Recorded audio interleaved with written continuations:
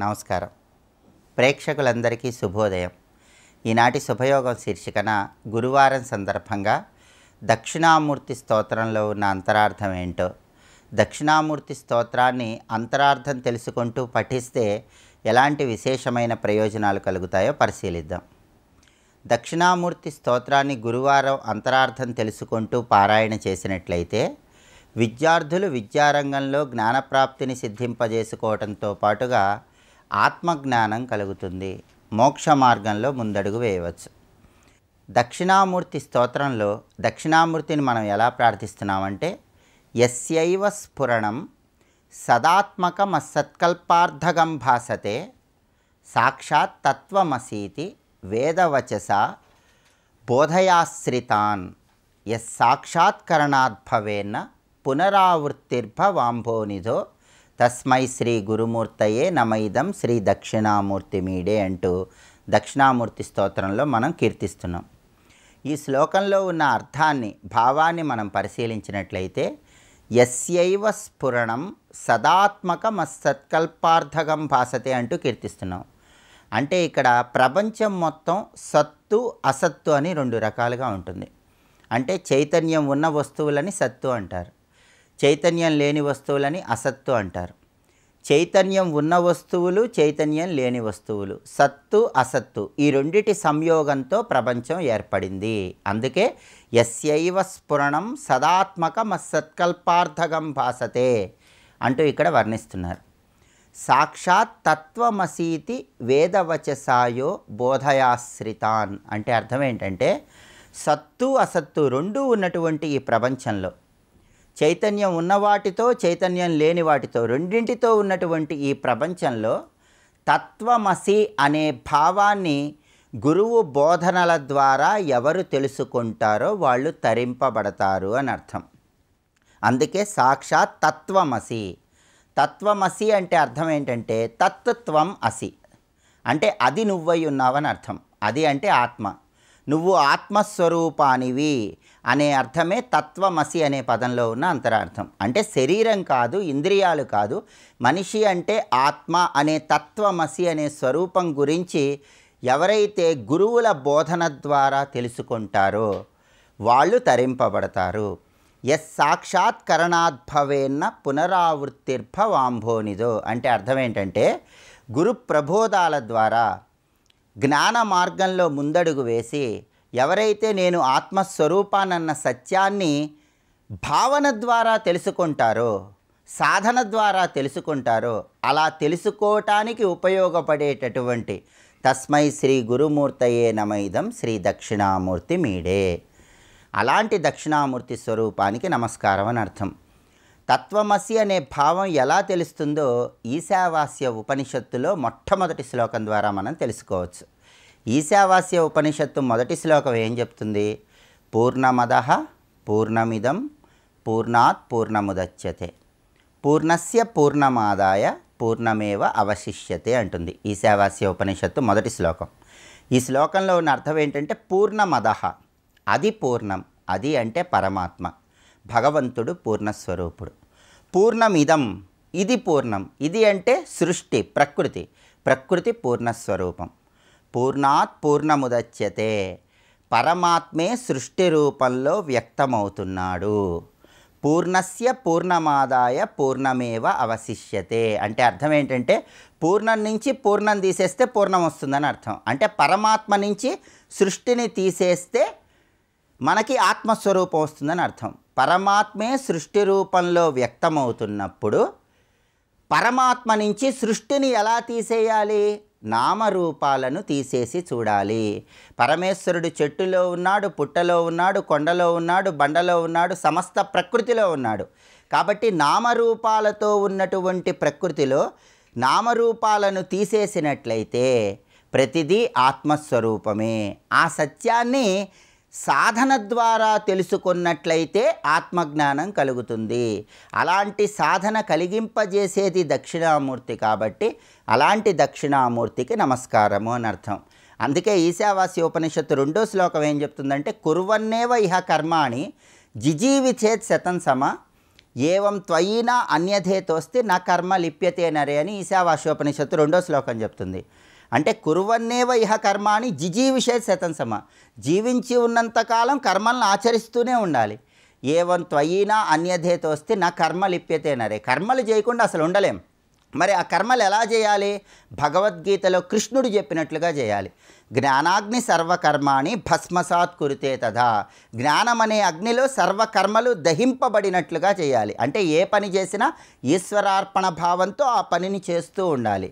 ఈశ్వరుడు చేయిస్తున్నాడు, నేను చేస్తున్నానన్న భావనలో కర్మలు ఆచరించాలి. అలా ఆచరిస్తూ ఉన్నట్లయితే శరీరం నేను కాదు, ఇంద్రియాలు నేను కాదు, మనసులో వచ్చే ఆలోచనలు నేను కాదు, లోపల ఉన్నటువంటి ఆత్మస్వరూపమే నేను, తత్వం అసి, అది నేనై ఉన్నాను, నేను ఆత్మనై ఉన్నాను అన్న సత్యాన్ని సాధన ద్వారా తెలుసుకోవచ్చు. అలా తెలుసుకోవటానికి సంకేతమైనటువంటి గురుస్వరూపమైన దక్షిణామూర్తికి నమస్కారం అని చెప్పడమే ఈ శ్లోకంలో ఉన్న అంతరార్థం. కాబట్టి నామరూపాలను తీసివేసి పరమాత్మ సృష్టిలో ప్రతి అణువులోనూ పరమాత్మను దర్శించగలిగిన స్థితికి మనం ఎదగగలిగినప్పుడు, అలాంటి స్థితిని పొందటానికి దక్షిణామూర్తి మనల్ని అనుగ్రహిస్తాడు. కాబట్టి ఆత్మజ్ఞానం కలుగుతుంది. అలాంటి దక్షిణామూర్తికి నమస్కారం అని చెప్పడమే ఈ శ్లోకంలో ఉన్న అంతరార్థం.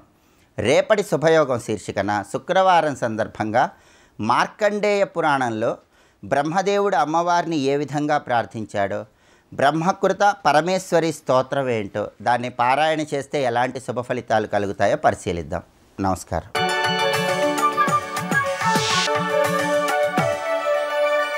నందకిశోర నవనీత చోర నాద విహార శ్రీధర, నందకిశోర నవనీత చోర నాద విహార శ్రీధర. బుద్ధి అటు తిప్పడం మొదలు, ప్రయాణం చేయాలి, కలిసాక తెలుస్తుంది.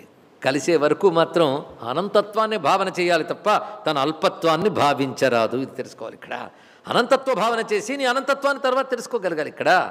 అందుకే బ్రహ్మపద చింతనే ఇక్కడ ప్రధానంగా చెప్తున్నాడు. అయితే ఆ బ్రహ్మము జీవలోకమునందు ఆ బ్రహ్మము యొక్క అంశలే జీవులుగా లేదా అంశ జీవుడిగా ఉన్నది. ఆ జీవుడు సనాతనుడు. ఇందులో విషయం అంశ అనగానే అలా తీసుకోవాలి. భగవత్పాల్ వారు అంటారు, మమైవ అంశ, మమైవ పరమాత్మన అంశ. అంశ అంటే భాగ ఒక అర్థం. రెండవది అవయవ, ఏకదేశ. ఏకదేశ అంటే ఒక పార్ట్, అంటే ముక్క అని అర్థం అండి. ఏదైనా ఒకటే అర్థం. భాగ అన్న, అవయవ అన్న, ఏకదేశ అన్న ఒక ముక్క. అంటే అందులోంచి ఒక ముక్క తీస్తే అదేమైంది? ఒక ముక్క తగ్గిందని కదా అర్థం. కానీ పరమాత్మ నుంచి ఒక ముక్క తీశారు అంటే తగ్గిందని కదా అర్థం. అంటే ముక్కలు అవుతాడా? ముక్కలు కానప్పుడు అంశ ఒక ముక్క అని ఎలా అంటావు నువ్వు? అది తెలుసుకోవాల్సింది ఇక్కడ. మరి అంశ అంటే మరి జీవుడు అల్పజ్ఞుడు, పరమాత్మ సర్వజ్ఞుడు. అంతే కదండి. జీవుడు అల్పజ్ఞుడు, వీడికి ఏంటో సృష్టించలేదు, వీడికి తెలుసా? ఈశ్వరుడికి తెలుసు. ఆయన సర్వవిశ్వ నియామకుడు. నువ్వు నీ శరీరాన్ని నియమించలేకపోతున్నావు నువ్వు ఇక్కడ. మరి జీవుడికి ఈశ్వరుడికి ఇంత భేదం ఉంది కదా. ఆ భేద దృష్ట్యా అంశ అని చెప్పబడుతున్నది అయ్యా అన్నాడు ఇక్కడ. ఇది ఎలాంటిది అంటే చక్కగా వివరిస్తున్నాడు. జీవలోకే, జీవానాంలోకే సంసారే జీవభూత అంటే భోక్త కర్త ఇది ప్రసిద్ధి అన్నారు ఇక్కడ. జీవుడంటే ఎవరంటే నేను సుఖదుఖాలు అనుభవిస్తున్నాను అని, నేను సుఖం పొందడానికి ప్రయత్నిస్తున్నానని, నేనే చేశాను అనుకుంటూ ఎవడనుకుంటాడో వాడు జీవుడు. కర్తృత్వ భోక్తృత్వములు కలిగిన వాడు జీవుడు. అంతే కదా. ఈ శరీరం కలిగిన నేను చేస్తున్నాను, నేను ఈ శరీరాన్ని అండం, ఈ శరీరంతో తెచ్చుకున్న సుఖదుఖాలు అనుభవిస్తున్నాను, ఈ రెండు అనుకోవడం వల్ల జీవభావం వచ్చిందన్నాడు. కర్తృత్వ భోక్తృత్వం ఈ రెండు దేనితో ఏర్పడ్డాయి? ప్రకృతి తాదాత్మ్యం మర్చిపోరాదు ఇక్కడ. క్షేత్రముతో తాదాత్మ్యం, అపరాప్రకృతితో తాదాత్మ్యం. మళ్ళీ వెనకవి మర్చిపోకండి. క్షేత్రముతో తాదాత్మ్యం. క్షేత్రం అనగా పంచభూతాల అహంకారం. ఇన్నీ కూడా సుఖము, దుఃఖము, రాగద్వేషము, ఇచ్చాది వికారములు ఇవన్నీ కలుపుకుని క్షేత్రం.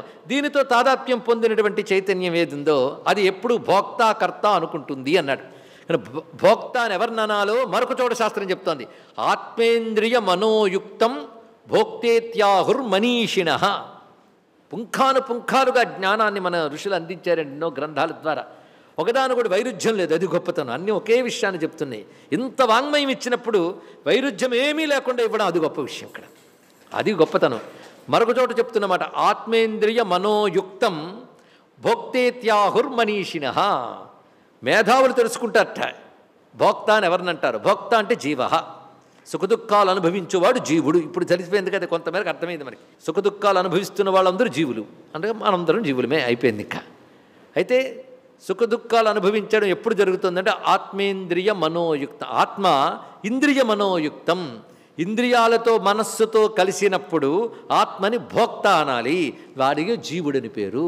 కనుక ఇంద్రియ మనస్సులతో కలిసిన వాడు మాత్రమే సుఖము దుఃఖము అనుభవిస్తున్నాననే భావంలో ఉంటాడు. అలా ఇంద్రియ మనస్సులతో తాదాత్మ్యం చెంది సుఖదుఖాలు అనుభవిస్తున్నాను అనుకునే వాళ్ళందరూ జీవులే, వాళ్ళు నా అంశాలు అన్నాడు భగవానుడు ఇక్కడ.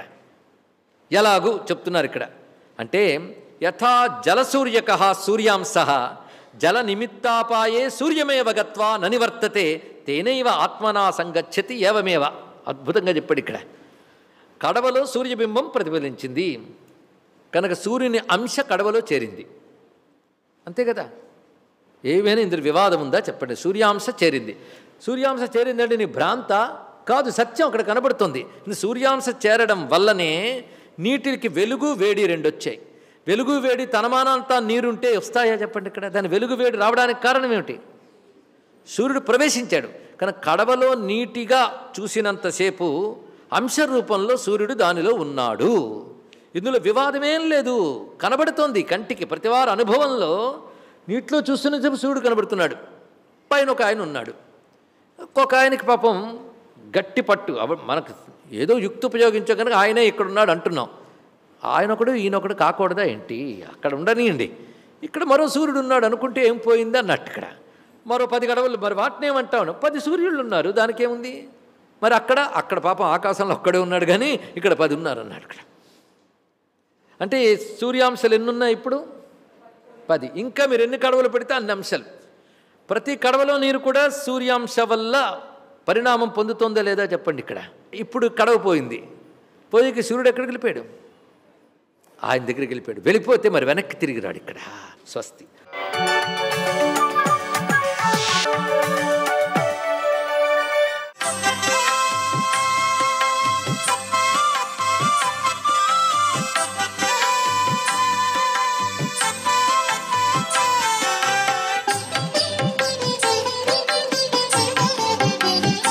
ఓం నమో నారాయణాయ. ఓం నమశివాయ. శ్రీమాత్రే నమః. ఈ రోజున ద్వాదశాదిత్యులను పూజ చేయటం వలన విశిష్టవంతమైనటువంటి శక్తి సామర్థ్యాలు పెరుగుతాయి. ఆదిత్య హృదయ పఠనం సర్వవిధ శ్రేయోదాయకంగా మనకు శాస్త్రాలు అభివర్ణిస్తున్నాయి. ఈ మాఘమాసం అంతా కూడాను పవిత్రవంతమైనటువంటి స్నానాదులు చేసిన పిదప అర్ఘ్యప్రదానం చేసి తరువాత ఆదిత్య హృదయ పఠనం సర్వవిధ శ్రేయోదాయకంగా మనకు శాస్త్రాలు అభివర్ణించాయి. ద్వాదశాదిత్యుల యొక్క గొప్పతనాన్ని మనం తలుచుకుంటూ ఈ రోజున వాటికి సంబంధించినటువంటి విధి విధానాలని కనుక పాటించినట్లయితే ఆరోగ్యం భాస్కరాది చేతన చందంగా సూర్యభగవాన్ యొక్క దివ్యవంతమైన అనుగ్రహ కరుణా కటాక్ష వీక్షణాలు మనకు ఎల్లవేళలా కూడాను ఐశ్వర్యాన్ని ఆరోగ్యాన్ని ప్రసాదిస్తాయి అంటోంది శాస్త్రం. అందుచేతనే ఈ మాఘమాసంలోనే గృహ నిర్మాణాలు చేస్తారు. గృహ నిర్మాణాలు చేసినప్పుడు సూర్యుని యొక్క వెలుతురు ఆ ఇంటిపైన ప్రసరించేటట్టుగా నిర్మాణం చెయ్యాలి అని కూడా శాస్త్రం చెబుతోంది. ఇక్కడ సూర్యునికి ఎక్కువ విలువ ఇచ్చారన్నమాట. అందుచేత ద్వాదశ ఆదిత్యుల యొక్క పూజాది కార్యక్రమాలన్నీ కూడాను తప్పనిసరిగా నిర్వర్తించేటువంటి విధి విధానం మనకి ఈ మాసంలోనే కనిపిస్తుంది. ఎవరైతే ద్వాదశాదిత్యుల యొక్క స్తోత్రపఠనం చేస్తారో వారికి ఆయుష్ ఆరోగ్యం తప్పనిసరిగా పెరిగి తీరుతాయి. పరిపూర్ణవంతమైనటువంటి ప్రభావంతో కీర్తి ప్రతిష్టలతో తొలతూగటానికి ఆస్కారాన్ని ఈ యొక్క ప్రభావం ఎంతగానో సహకరిస్తుంది సుమా అని చెప్పేసి మనకు శాస్త్రంలో చెప్పినటువంటి నిగూఢ రహస్యాలు. అంతేకాకుండా మనం చెట్లకు ఈ రోజున తప్పనిసరిగా పెద్ద పెద్ద వృక్షాల వద్దకెళ్ళి నీళ్లు పోయాలి. ఆ చెట్లలో కూడాను దేవతా లక్షణాలు ఉంటాయి. దేవతలు ఆశీస్సులు మనకి ఇవ్వడానికి ఆస్కారం ఉంటుంది. అందుకే రావి చెట్టు, అలాగే మేడి చెట్టు, అలాగే మర్రి చెట్లు, వీటన్నిటికీ కూడాను మనం గనక నీటిని గనక పోసి నమస్కారం చేస్తే మేధాకారక శక్తి పెంపొందుతుంది మానవుడికి. ఈ విధి విధానాన్ని ప్రతి వాళ్ళు కూడా పాటించి వృక్షో రక్షతి రక్షిత అనే సూత్ర ప్రాతిపదికను పాటించి ప్రతి ఒక్కరం కూడాను జీవితాన్ని ధన్యం చేసుకుందాం. సర్వే జనా సుఖినో భవంతు.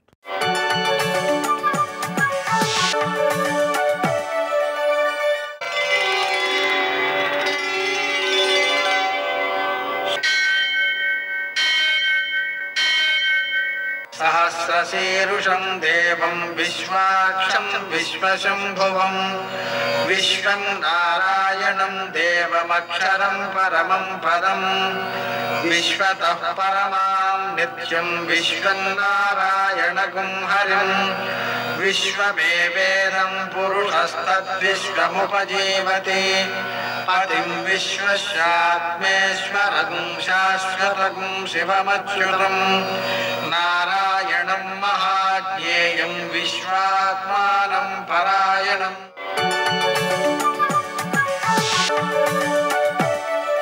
సూర్యశౌర్యమథేందురింద్రపదవీ సన్మంగళం మంగళం. నమస్తే భగవన్ దేవదత్తాత్రేయ జగత్ప్రభో సర్వబాధా ప్రశమనం కురు శాంతిం ప్రయచ్చమే. నేటి కాలమాన విశేషాలను గమనిద్దాం. స్వస్తి శ్రీ చాంద్రమాన శోభకృన్నామ సంవత్సరం ఉత్తరాయణం శిశిర ఋతువు మాఘమాసం శుక్లపక్షం గురువారం. సూర్యోదయం 6:43 సూర్యాస్తమయం 6:17. తిథి త్రయోదశి మధ్యాహ్నం 1:23 వరకు. నక్షత్రం పుష్యమి సాయంకాలం 4:44 వరకు. వర్జం లేదు. దుర్ముహూర్తం ఉదయం 10:34 నుంచి 11:21 వరకు. మరల మధ్యాహ్నం 3:12 నుంచి 3:55 వరకు. అమృతకాలం ఉదయం 9:41 నుంచి 11:27 వరకు. రాహుకాలం గురువారం కాబట్టి మధ్యాహ్నం 1:30 నుంచి 3 గంటల వరకు. అష్టక వర్గు రీత్యా శుభప్రదమైన సమయం ఉదయం 10 గంటలకి. ఈరోజు విశేషం అమృతకాలంలో ఈ అష్టకవర్గ రీత్యా శుభప్రదమైన సమయం వచ్చింది కాబట్టి మనం ఔషధ దానం చేసినట్లయితే దానివలన అమృతకాలం కావడం వలన వారికి ఆరోగ్యం తొందరగా చేకూరుతుంది. అలా ఇతరులకు మందులు కొనుక్కోలేని వాళ్ళకి ఈ మందులు దానం చేసి ఆరోగ్యాన్ని అందించడం ద్వారా వ్యక్తికి 1,000,000 కపిల గోదానములను చేసిన ఫలితము 1,000,000 రెట్లే వస్తుంది. అందుకని అది సద్వినియోగం చేసుకోవడం చాలా మంచిది. అలాగనే ఈరోజు ఈ గురుపుష్య యోగం అనేటువంటిది చాలా విశిష్టమైనది. ఎందువలన అంటే గురువారమునకు అధిపతి గురుడే, పుష్యమి నక్షత్రమునకు కూడా అధిపతి గురుడే. ఆ కారణం వల్ల మనకు జ్ఞానము వృద్ధి చెందడానికి, నూతన కార్యాలు ఆరంభించడానికి కూడా చాలా విశిష్టమైన రోజుగా మనం పరిగణన చేస్తాం. ఇంకా విశేషించి ఈరోజు వరాహకల్పాది దైవ కార్యాలకు చెప్పారు. అంటే నిన్నటి రోజు వరాహకల్పాది పితృదేవతారాధనకు మంచిది. ఈరోజు దైవ కార్యాలకు వరాహస్వామిని భావన చేయడానికి, పూజించడానికి చాలా మంచిది. శ్రీ వరాహాయ ధరణ్యుద్ధారకాయ త్రివిక్రమాయ నరనారాయణాత్మనే నమః ఈ మంత్రం జపించుకోవడం ద్వారా మనం కొత్తగా కొనాలనుకున్న భూమి సానుకూలంగా ఉంటుంది. పాత భూమి తగాదాలన్నీ కూడా తొలగిపోతాయి. నేటి ఆణిముత్యాలు.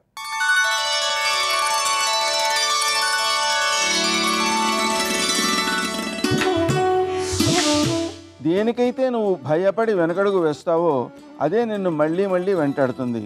ఒక్కసారి ఎదురెళ్ళి చూడు, ఆ భయమే నీకు భయపడుతుంది.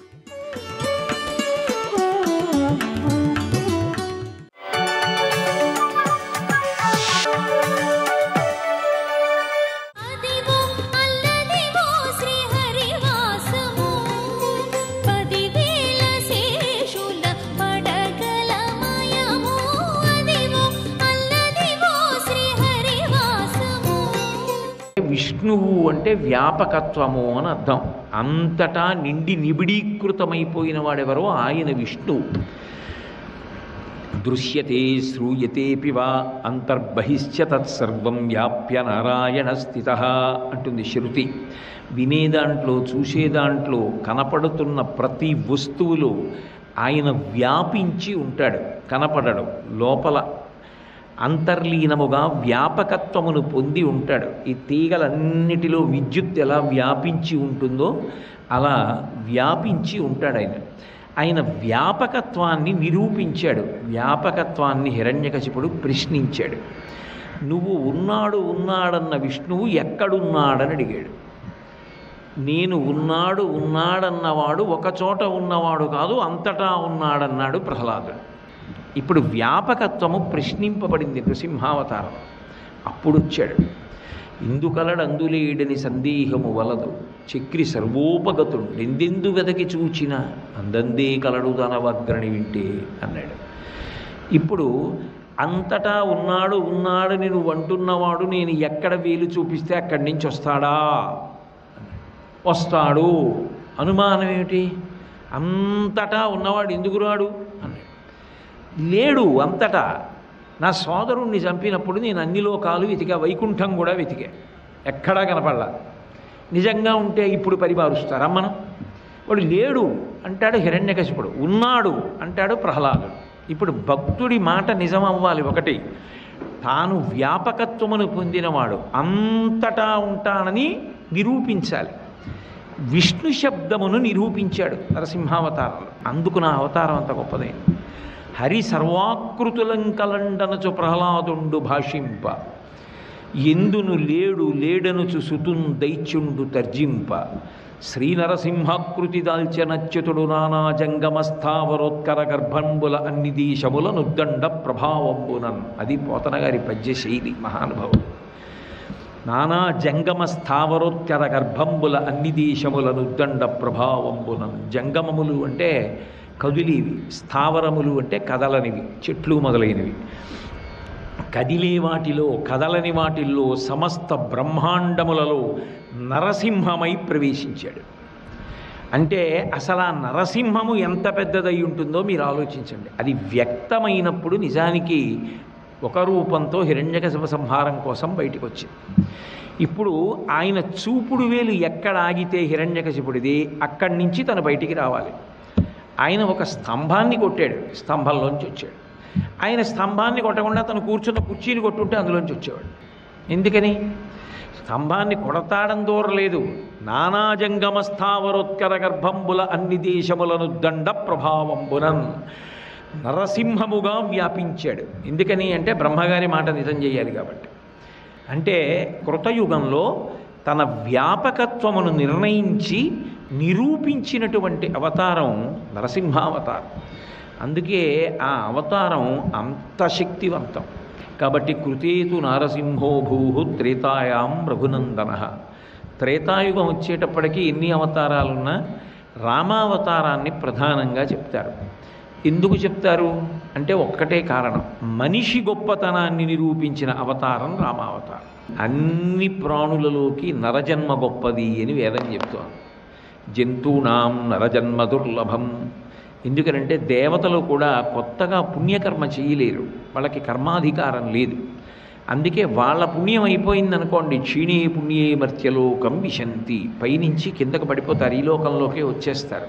సర్వం శ్రీ ఉమామహేశ్వర పరబ్రహ్మార్పణమస్తు. స్వస్తి.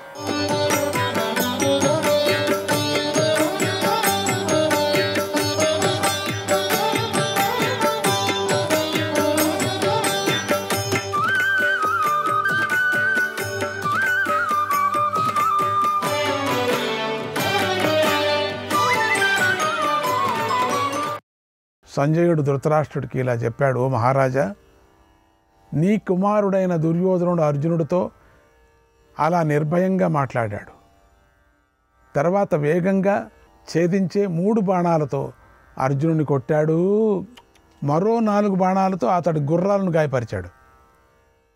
10 బాణాలను ప్రయోగించి కృష్ణుడు రొమ్ముపై గాయం చేశాడు. ఒక బల్లాతో కృష్ణుడి ఒక కొరడాను ముక్కలు చేశాడు. అందుకు అర్జునుడు కోపించి 14 బాణాలు ప్రయోగించి దుర్యోధనుని కొట్టాడు. కానీ అవి దుర్యోధనుడి కవచానికి తగిలి జారిపడ్డాయి. మళ్ళీ పదునైన 14 బాణాలను ప్రయోగించాడు. అవి కూడా నీ కుమారుడి కవచానికి తగిలి జారిపడ్డాయి. అలా అర్జునుడు ప్రయోగించిన 28 బాణాలు వ్యర్థం కావటాన్ని కృష్ణుడు చూసి అర్జునుడితో ఇలా అన్నాడు, ఓ అర్జున, ఇలా జరగటాన్ని నేనెప్పుడూ చూడలేదు. నీ బాణాలు ప్రయోజనం లేకుండా పోతున్నాయి. ఏంటో, ఏం కవచమో ఇది? ఎవరిచ్చారో ఈ కవచం? ఇది ఎవరిదో ఉంది ఈ కవచం. గాంధీవం నుండి పుట్టిన శక్తి ఏమైపోయింది?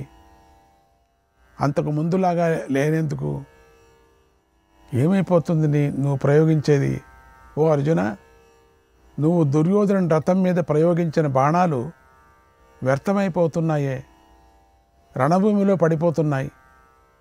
అర్జున, నీ బాణాలు వజ్రంతోనూ పిడుగుతోనూ సమానంగా ఉంటాయి కదా, ఘోరంగా ఉంటాయి కదా. అవి శత్రువుల శరీరాలను చీలుస్తాయి కదా. మరి అవి ఎందుకు ఈరోజు విఫలమవుతున్నాయి? ఏమిటి నటన అన్నాడు. ఎందుకు ఇట్లా అవుతున్నాయి? అప్పుడు అర్జునుడు కృష్ణునితో ఇలా అన్నాడు, కృష్ణ, ఇది ద్రోణాచార్యుడి ఆలోచన. ఆయన ఈ దుర్యోధనుడితో శక్తిని నింపి పంపించాడు.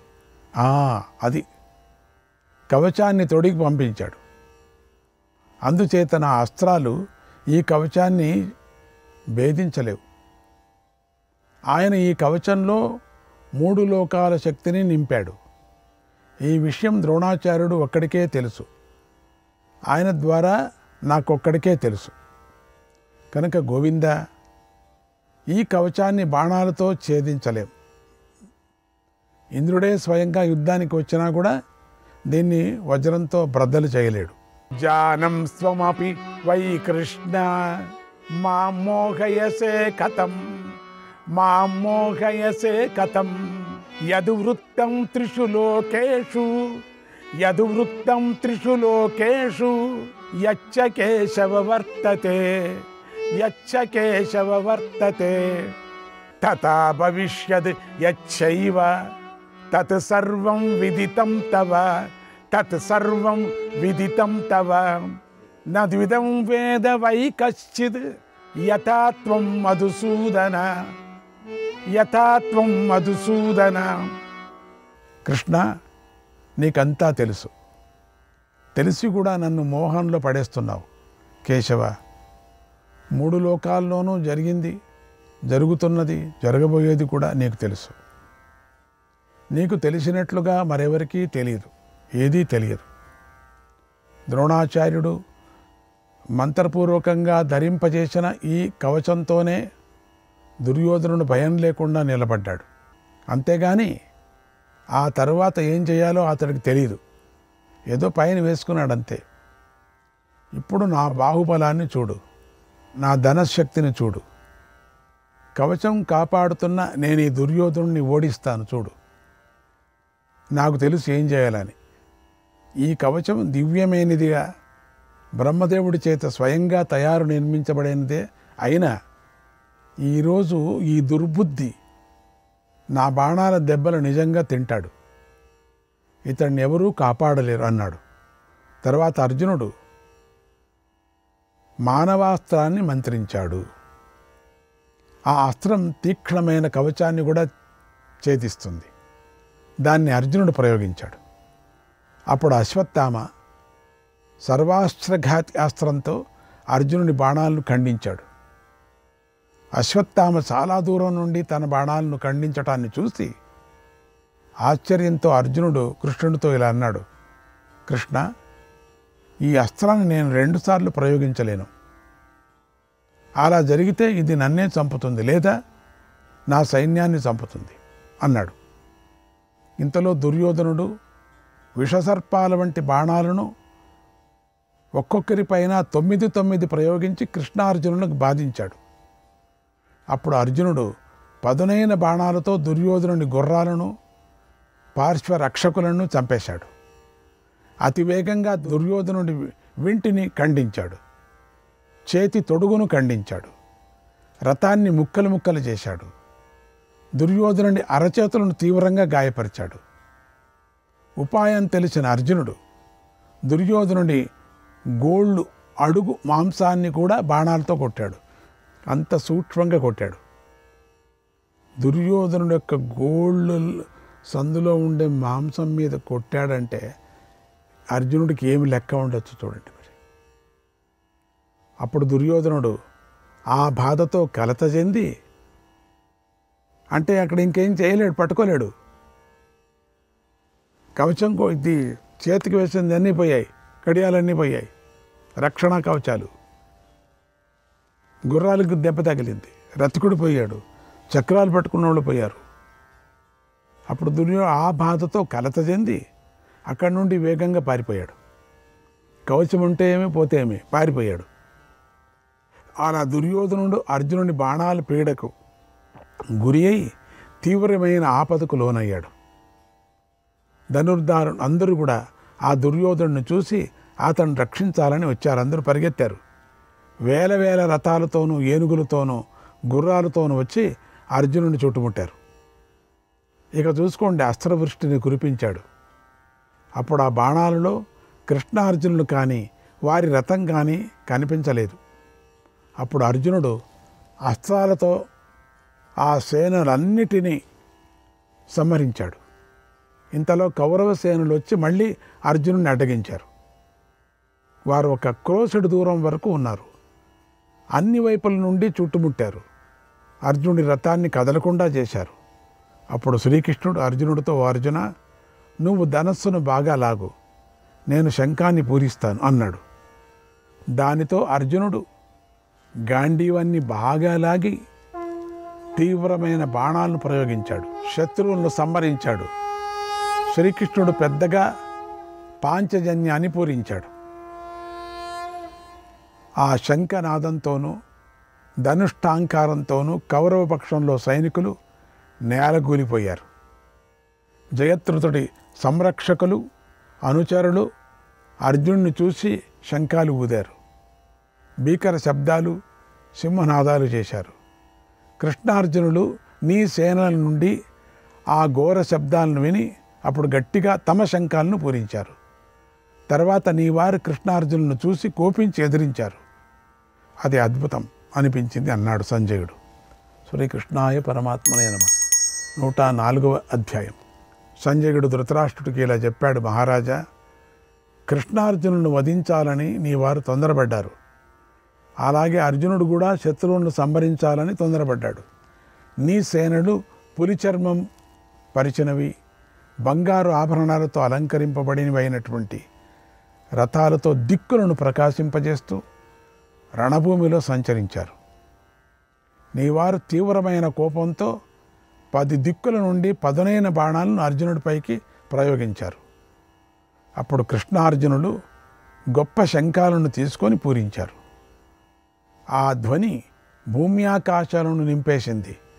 తథైవ పాంచజన్యోపి వాసుదేవ సమీరితః వాసుదేవ సమీరితః సర్వశబ్దానతిక్రమ్య పూరయామాస రోదసి పూరయామాస రోదసి.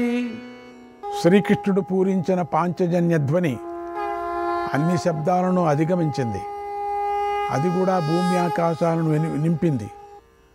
అలా దారుణమైన శబ్ద కల్లోలం పిరికి వారికి భయాన్ని కలిగిస్తూ శూరులకు ఆనందాన్ని కలిగిస్తూ ఏర్పడింది. సైంధవుణ్ణి రక్షించాలని దుర్యోధనుడు మరో 8 మంది మహారథులు అర్జునుడిని చుట్టుముట్టారు. అర్జునుడు కోపించి పదునైన బాణాలతో శత్రువులను వెనక్కు పారిపోయేలాగా చేశాడు. మేఘాలను చెదరగొట్టినట్లు వారిని వెనక్కే తరిమికొట్టాడు అని అన్నాడు సంజయుడు. శ్రీకృష్ణాయ పరమాత్మనే నమః. 105వ అధ్యాయం. ధృతరాష్ట్రుడు సంజయుని ఇలా అడిగాడు, సో సంజయ, పాండు కుమారుల యొక్క ధ్వజాలు, నా సేనల ధ్వజాలు రకరకాల ఆకారాలతోనూ గొప్ప వెలుగుతోనూ ప్రకాశించాయి కదా, వాటి గురించి నాకు చెప్పు. అప్పుడు సంజయుడు ధృతరాష్ట్రుడికి ఇలా చెప్పాడు, మహారాజా, ఆ మహాత్ముల ధ్వజాలు ఎన్నో ఆకారాలతో ఉన్నాయి. వాటి రూపాలు, వాటి రంగులు, వాటి పేర్లు గురించి ఇప్పుడు చెబుతున్నాను విను. సింహలాంగూలముగ్రాస్యం ధ్వజం వానరలక్షణం ధ్వజం వానరలక్షణం ధనంజయశ్చ సంగ్రామే ధనంజయశ్చ సంగ్రామే ప్రత్యదృశ్యత భైరవం ప్రత్యదృశ్యత భైరవం. రణభూమిలో అర్జునుడి ధ్వజం భీకరంగా కనిపిస్తుంది. దానిపై వానర చిహ్నం ఉంది. ఆ వానరం యొక్క తోక సింహపు తోకలాగా ఉంది. దాని ముఖం ఉగ్రంగా ఉంది. సవానరవరో రాజన్ సవానరవరో రాజన్ పతాకాభిరలంకృతగా త్రాసయామాస తత్ సైన్యం త్రాసయామాస తత్ సైన్యం ధ్వజో గాండీవ ధన్వనః ధ్వజో గాండీవ ధన్వనః. ఆ అర్జునుడి ధ్వజం పతాకంతో అలంకరించబడింది. వానరుడితో ప్రకాశిస్తూ మీ సేనను ఎంతో భయపెట్టింది. అలాగే అశ్వత్థామ ధ్వజం బాలసూర్య తేజస్సు ప్రకాశిస్తుంది. దానిపై సింహంతో ఒక గుర్తుగా ఉంది. ఆ ధ్వజం బంగారుమయం. కర్ణుడి ధ్వజం బంగారుమయమైనది. దానిపై హస్తికక్ష గుర్తుగా ఉంది. కృపుడి ధ్వజంపై ఆబోతు చిహ్నంగా ఉంది. ఆ ఆబోతుతో ఆ గొప్ప రథం పరమేశ్వరుడి రథంలాగా ప్రకాశిస్తుంది. వృషసేనుడి ధ్వజంపై నెమిలి గుర్తుంది. మహాత్ముడైన ఆ వృషసేనుడి రథం నెమిలితో ప్రకాశించే కార్తికేయుడి రథంలాగా శోభిస్తుంది. మద్రరాజైన శల్యుడి ధ్వజంపై అగ్నిశిఖం వంటి బంగారు నాగలి గుర్తుగా ఉంది. అది మొలకెత్తిన విత్తనాలతో శోభిస్తున్నట్లుగా విరాజిల్లుతోంది.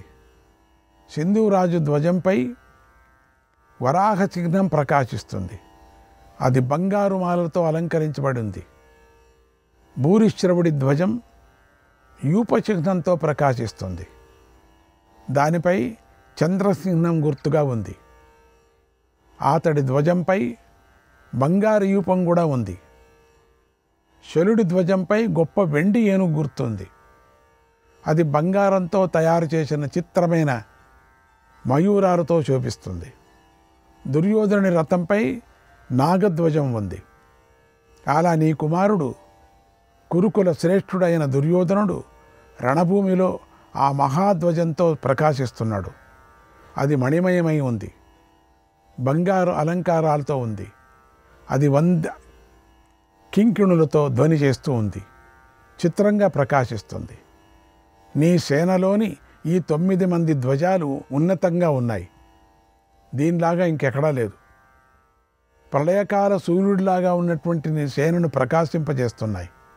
దశమస్త్వర్జునస్యాసీత్ దశమస్త్వర్జునస్యాసీత్ ఏక ఏవ మహాకపిః ఏక ఏవ మహాకపిః అదీప్యతార్జునోగేన అదీప్యతార్జునోగేన హిమవానివ వన్నినా. 10వ ధ్వజం అర్జునుడిది. అతడు వానర శిఖరంతో అగ్నితో కూడినటువంటి హిమత్పర్వతంలాగా వెలిగిపోతున్నాడు. ఆ తర్వాత రాజులందరూ ఒక్కసారిగా అర్జునుడిపైకి దాడి చేయటానికి సిద్ధమయ్యారు. దుర్యోధనుడు మొదలైన వారికి అర్జునుడిలో మధ్యలో తీవ్రమైన పోరాటం జరిగింది. వారు పరస్పరం గర్జిస్తున్నారు. తత్రాద్భుతం పరం చక్రే తత్రాద్భుతం పరం చక్రే కౌంతేయః కృష్ణసారథిః కౌంతేయః కృష్ణసారథిః యదేకో బహుభిః సార్తం సమాగచ్చదభీతవత్ సమాగచ్చదభీతవత్. అక్కడ శ్రీకృష్ణుడి సారథ్యంలో అర్జునుడు ఒక్కడే అనేక మందితో నిర్భయంగా పోరాడసాగాడు. వారిని ఎదిరించి అద్భుతమైన పరాక్రమాన్ని ప్రదర్శిస్తున్నాడు. కౌరవ యోధులు అర్జునుడిని చుట్టుముట్టారు. అలా అర్జునుడు రాజులందరితోనూ చుట్టుముట్టబడిగా పాండవుల సేనలో ఆ మహాకోలాహలం చెలరేగింది అన్నాడు సంజయుడు. శ్రీకృష్ణాయ పరమాత్మనే నమః. 106వ అధ్యాయం. సంజయుడు ఇలా చెప్పాడు. ఓ మహారాజా, అది మధ్యాహ్న సమయం. ఆ సమయంలో పాంచాల సైనికులు కౌరవ సేనల మధ్య దేవాసుర సంగ్రామంలాగా భీకరమైన యుద్ధం జరిగింది.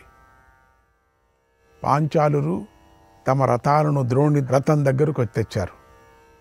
అప్పుడు కేకేయుల్లో మహావీరుడైన బృహత్ క్షత్రుడు వజ్రాయుధం వంటి పదునైన బాణాలు కురిపిస్తూ ద్రోణుడిపై దాడి చేశారు.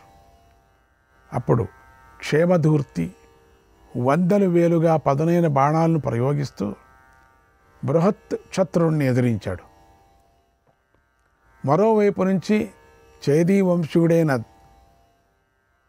దృష్ణకేతు ద్రోణుణ్ణి ఎదిరించాడు. దృష్ణకేతువుణ్ణి వీరధ్వనుడు ఎదిరించాడు.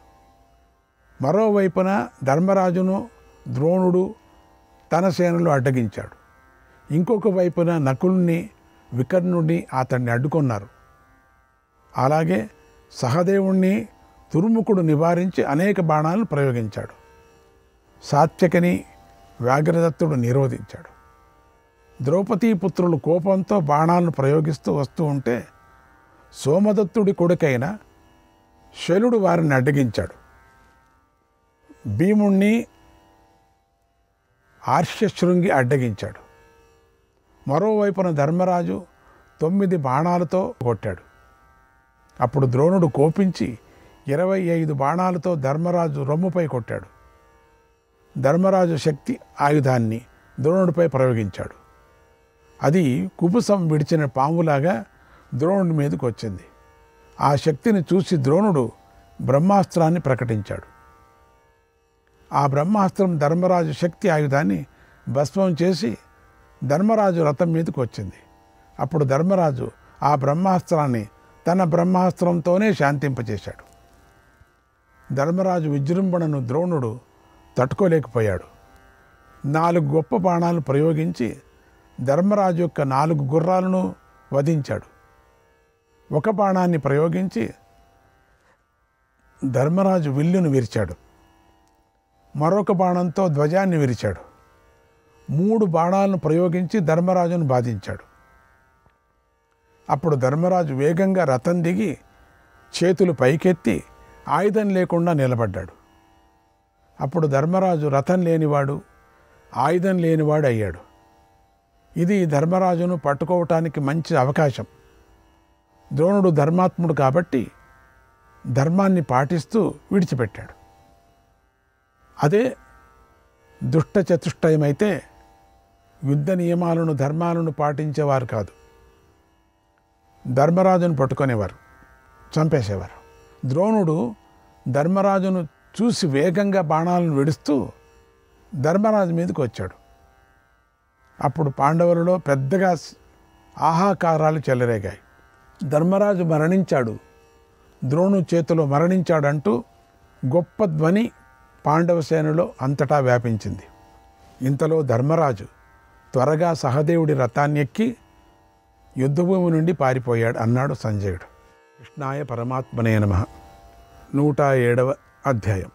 సంజయుడు ధృతరాష్ట్రుడికి ఇలా చెప్పాడు: ఓ మహారాజా, కేకేయ రాజు బృహత్ క్షత్రుడు, అమిత పరాక్రమం గలవాడు. అతడు ముందుకొచ్చాడు. ఈ బృహత్ క్షత్రుడు అమిత పరాక్రమం కలవాడు. అతడు ముందుకొచ్చాడు. శ్రీకృష్ణాయ పరమాత్మనే నమః.